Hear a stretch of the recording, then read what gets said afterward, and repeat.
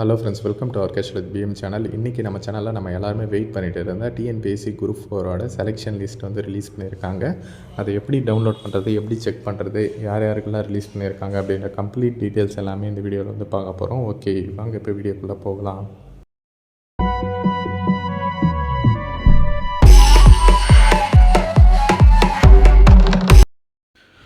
Okay friends, TNPSC group 4ஓட selection list தான் வந்து நம்ம பார்த்துன்னு இருக்கோம். அஃபிஷியலாக அவங்களே வந்து ரிலீஸ் பண்ணியிருக்காங்க. இதற்கான கவுன்சிலிங் டேட்டுமே வந்து சொல்லியிருக்காங்க. ஃபஸ்ட்டு வந்து பார்த்திங்கன்னா ஃபிசிக்கல் வெரிஃபிகேஷன், ஓகே, அது அண்டு கவுன்சிலிங் வந்து நடக்க போகுது. ஓகேவா? ஃபஸ்ட்டு வெரிஃபிகேஷன் பண்ணுவாங்க உங்களோட டாக்குமெண்ட்ஸ் எல்லாம். எல்லா ஒரிஜினல் டாக்குமெண்ட்ஸும் நீங்கள் குரூப் 4 அப்ளை பண்ணும்போது என்னென்னவோ அதை வந்து எடுத்துகிட்டு போயிடுங்க. கவுன்சிலிங் வந்து எப்போ நடக்க போகுது அப்படின்னா ஜனவரி 22 மார்ச் 12 நடக்கும் அப்படின்ற மாதிரி சொல்லியிருக்காங்க. கவர்மெண்ட் ஹாலிடேஸ்லாம் லீவு தான்.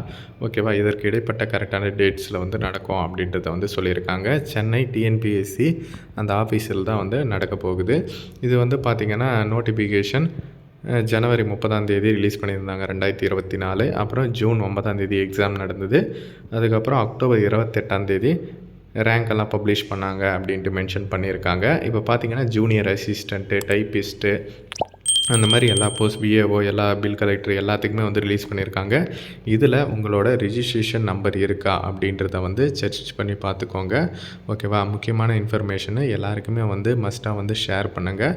இன்னொரு விஷயம் என்னென்னா, இதில் வந்து லாஸ்ட்டாக வந்து கொடுத்துருக்காங்க டைப்பிஸ்ட்டு, ஜூனியர் அசிஸ்டண்ட்டு எல்லாமே வந்து தனித்தனியாக ஸ்டெனோ டைப்பிஸ்ட்டு 3, ஸ்டெனோ டைப்பிஸ்ட்டு 1 அந்த மாதிரி வந்து தனித்தனியாக கொடுத்துருக்காங்க. அதனால் நீங்கள் ஒரே பிடிஎஃப்பில் தாராளமாக வந்து செக் பண்ணி பார்த்துக்கலாம். நான் டிஸ்கிரிப்ஷனில் வேணால் லிங்க் கொடுக்குறேன், பிடிஎஃப் டவுன்லோட் பண்ணுற link.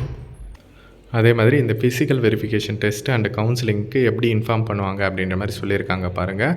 Website, SMS and email வந்து அனுப்புவோம் அப்படின்ற மாதிரி சொல்லியிருக்காங்க. நீங்கள் வந்து டிஎன்பிஎஸ்சி அப்ளை பண்ணும்போது எந்த mobile number and email ID கொடுத்தீங்களோ அதுக்கு வந்து இன்ஃபார்ம் பண்ணுவோம். தனித்தனியாக வந்து இன்ஃபார்ம் பண்ண மாட்டோம், அதாவது போஸ்ட் மூலமாக இன்ஃபார்ம் பண்ண மாட்டோம் அப்படின்ற மாதிரி சொல்லியிருக்காங்க. நீங்கள் வந்து மெமோ டவுன்லோட் பண்ணுற மாதிரி இருக்கும். அது கவுன்சிலிங்க்கு வந்து மெமோ டவுன்லோட் பண்ணணும், அது வந்து பண்ணுற மாதிரி இருக்கும். ஓகேவா? அதே மாதிரி ஒரு நாள் கவுன்சிலிங் அப்போவும் ஈவினிங் வந்து அப்டேட் பண்ணுவாங்க வெப்சைட்டில். அதாவது எவ்வளோ வேகன்சிஸ் ஃபில் ஆகிருக்கு, எந்தெந்த டிஸ்ட்ரிக்டெல்லாம் ஃபில் ஆகிருக்கு அப்படின்ற மாதிரி ஃபில் பண்ணுவாங்க. நம்ம கவுன்சிலிங் அப்போ அதை வந்து பார்த்துடலாம்.